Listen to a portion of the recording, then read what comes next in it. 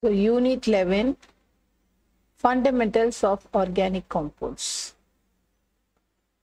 Fundamentals of Organic Compounds. So in lower classes, you would have learned about organic compound, how to name them, and how to give the IUPAC name, and what are its common name. All those you would have learned in 10th standard. So again, we are recapping what we learned in 10th standard, that is the IUPAC nomenclature for organic compound, and it is a very essential one. Without knowing the name of the organic compounds, you cannot go through the lesson, that is the complete organic chemistry. So it's very, very essential. So you have to put more attention on this IUPAC nomenclature, that is how to name the nomenclature is nothing but how to name the compounds, naming the compounds, right? Naming the compounds. So recently, what they say regarding organic compounds, it is nothing but hydrocarbons. So a combination of hydrogen and carbon, that is the organic compound. Basically, they used to say like that. So hydrocarbons, depending upon the nature of the bond between the carbon atoms, they are classified into three groups: alkanes, alkenes, and alkynes. So in alkane, there is a single bond between the carbon atom. In alkenes, there is a double bond. In alkynes, there is a triple bond. And these three classifications, they have their own general formula. It is CnH2n plus 2. This is CnH2n. And this one is CnH2n minus 2. Okay, in IUPAC naming, alkanes have a suffix ends with the letter ANE, this one ENE, and this one is YNE. So these are the basic information about these three classification, that is alkanes, alkenes, and alkynes. First, let me move to alkanes. So AN, what do you mean by AN? There is a single bond. Before that, you must know some root words. So let me list some root word. So root word or parent hydrocarbon, anything you can say, parent hydrocarbon. So if an organic compound contains only one carbon, this is number of carbon atoms. Number of carbon atoms, and this one is the root word, okay? Let me put a tabular column, then it will be easy to learn. If the number of carbon atom is 1, the root word is meth. If it is 2, it is eth. If it is 3, it is prop. 4, but. 5, pent. 6, hex. 7, hept, and 8, oct. First, let's know the root words for 1 to 8 carbons. Okay, so 1 is meth, 2 is eth, this one is prop, but, pent, hex, hept, and oct. Now let us see how to implement the root word in naming the alkanes. First, I am taking a 1 carbon alkane. So again, I am drawing a tabular column, molecular formula, or you can say, here you can say IUPAC name. Okay. The first one is 1 carbon alkane. The valency of carbon is 4. What do you mean by that? It can make 4 bonds, and these are bonded to hydrogen. So totally how many hydrogen is here? There are 4 hydrogen. So you can club and write CH4. So that means carbon is bonded with 4 hydrogen because its valency is 4. So it has a capacity to make 4 bonds. So I'm writing here CH4. If 1 carbon, the root word is, just now we saw the root word is meth. So I'm writing here meth. And what is the suffix? Suffix is ane because it's a single bond. All are single bonds. So you call it as methane. Methane. The next one is 2-carbon alkane. I'm drawing 2 carbon. And just see here, in the first carbon, it has 1 bond. So remaining, we have to draw 3 more bonds like this. 1, 2, 3, and you have to fill with hydrogens, right? Similarly, this carbon also has 1 bond and 3 more bonds is left over, which is filled by hydrogen. So once you club together, this carbon contains 3 hydrogen and this carbon also contains 3 hydrogen. Understood? So this is the way how to fill the hydrogens. So let me write it again.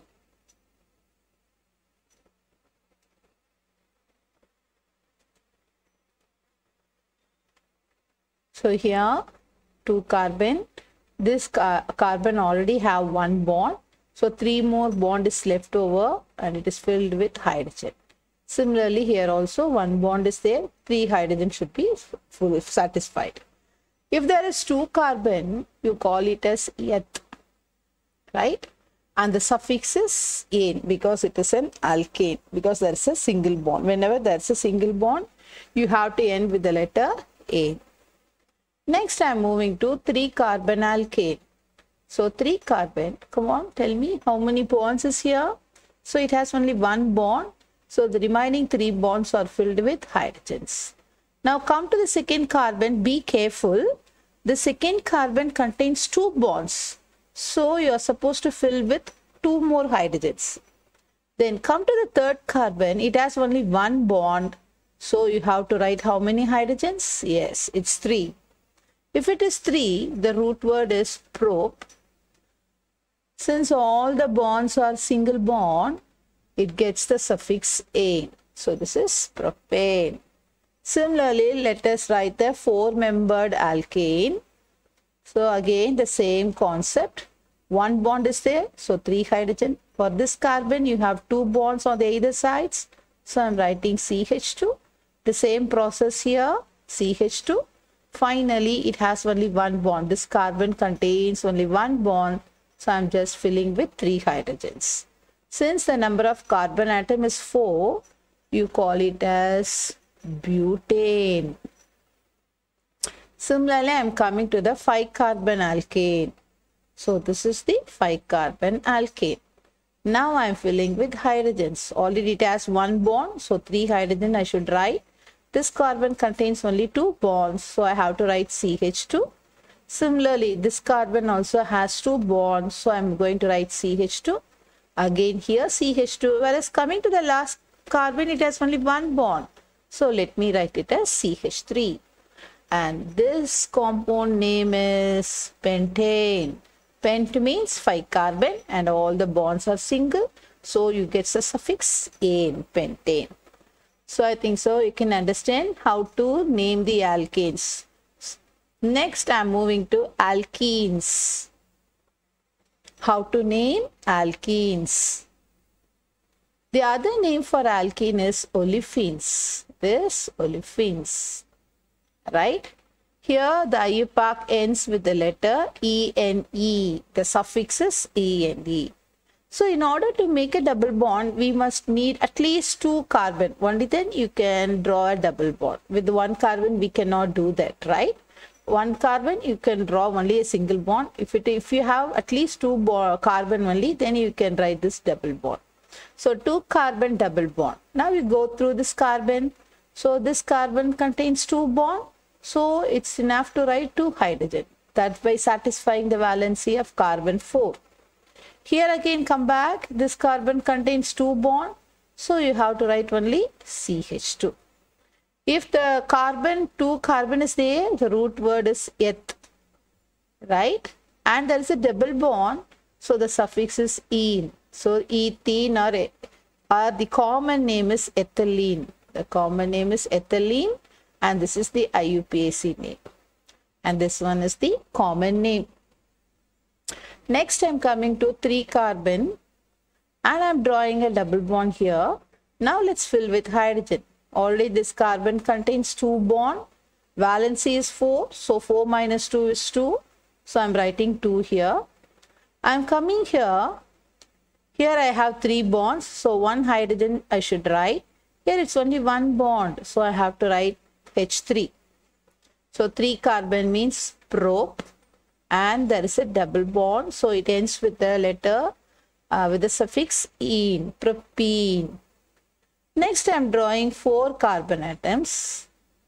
Once again I am drawing a similar structure. Now see how I am going to place the double bond. First, in the first structure, I am going to place the double bond between the first carbon and the second carbon. In the second structure, I am placing the double bond between the second and the third.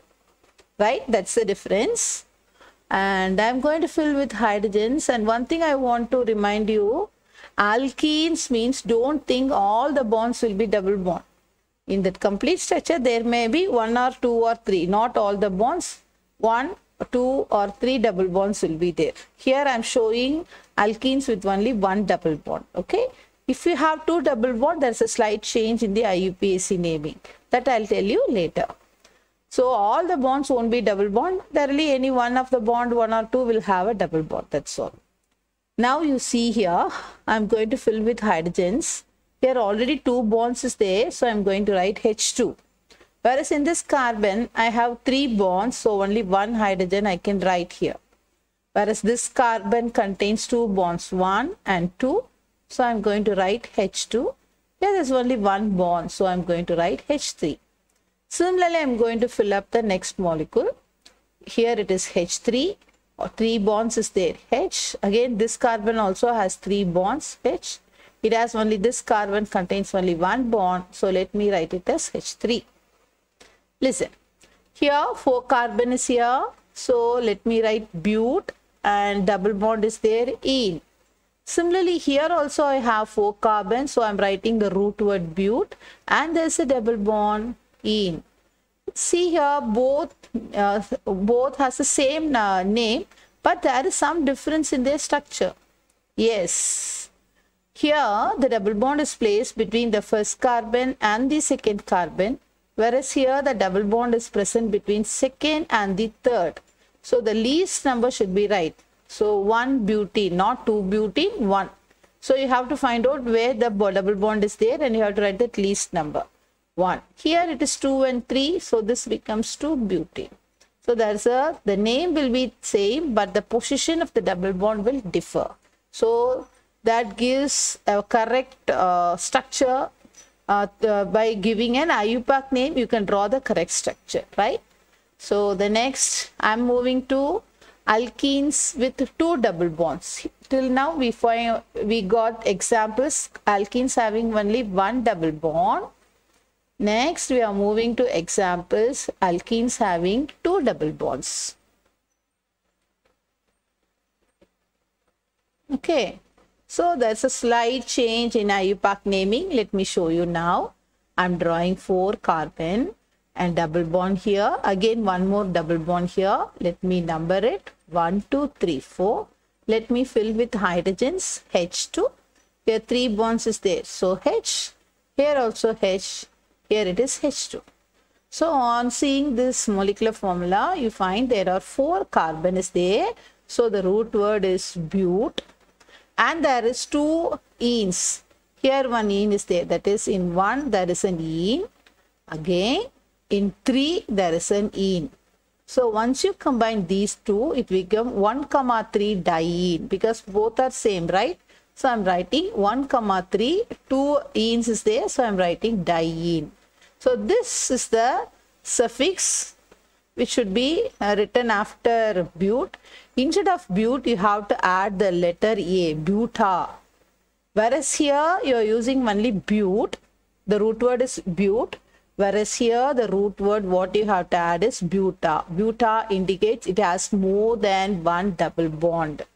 Buta hyphen 1, 3 hyphen diene. This is the answer. Now listen very carefully. Again I am writing buta, and then I have to write 1. So whenever an alphabet and a number meets, you have to differentiate, or you have to write a hyphen there. You have to differentiate an alphabet from a number. Again, 2 numbers is there, no problem, you put a comma. Again, this number is going to meet an alphabet, so you have to write a hyphen here. So buta 1,3 diene. Okay, and don't forget to write the hyphen whenever as an alphabet meets a number. So buta 1,3 diene, or you can otherwise write 1,3 butadiene. Both means the same. Clear?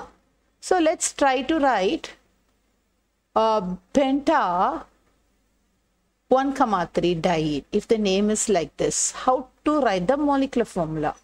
What do you mean by penta? There are 5 carbons. Let me write the 5 carbon first. 1, 2, 3, 4, 5. And I'm going to number 1, 2, 3, 4, 5. In first position, there is an ene. So I'm going to draw here. Again, in third position, there is an ene, 3 and 4. So I am to draw it here. Then I'm just going to fill with hydrogens. That's all. CH2, CH, again CH, again CH, and finally CH3.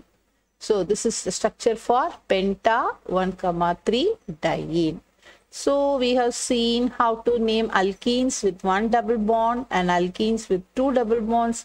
If it is a 3 double bond, also you have to write A in the root word, right? So along with the root word, you have to add this A. Next, I'm coming to alkynes.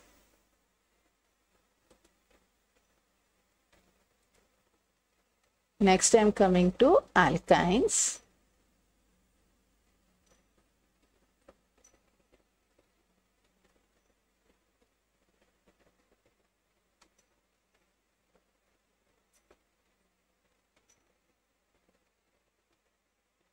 In alkynes, you can find a carbon triple bond carbon.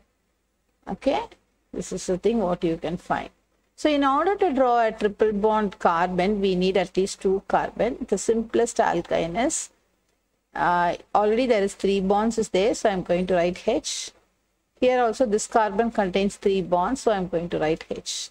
This one is known as the root word. 2 carbon is there, so the root word is eth. And a triple bond is there, you have to end with the letter ine. So the name is ethine. And the common name you must know, it is acetylene. It's known as acetylene. Next, I'm going to draw a 3 carbon with a triple bond. Let me draw the triple bond here. So let me write the hydrogen. Here already 3 bonds is there, so I'm going to write only 1 hydrogen. Look at here very carefully. This carbon contains 4 bonds. So there is no necessity of adding any hydrogen. So you need not to write anything because the carbon is already satisfied with 4 bonds. And coming back here, this carbon contains only 1 bond. So let me write CH3. Other 3 bonds should be satisfied by hydrogen, right? Filled by hydrogen. Since there are 3 carbon, the root word is pro.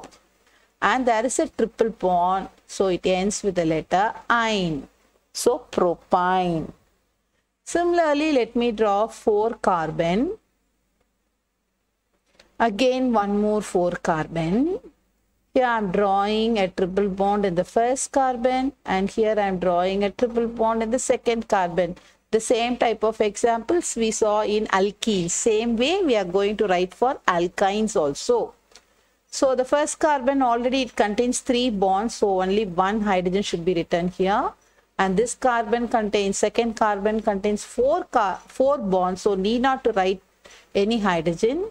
Here this carbon contains only 2 bonds, so I'm going to write 2 hydrogen. This carbon contains only 1 bond, so I'm going to write H3. Similarly, the similar manner, CH3, nothing to be written here. Nothing to be written here. Here I am going to write CH3. Since there are 4 carbon, you write but, and the alkyne is in the first position. So 1 butane is the name for this compound. So obviously the name for the second compound will be 2-butane. So hope students, I hope that you can understand this alkenes and then alkanes first, that is the classification of hydrocarbon, alkanes, alkenes and alkynes. So go through this well. This is the very basic concept in organic chemistry. Once you know this very well, we can move to the next levels. Okay? Okay. Thank you.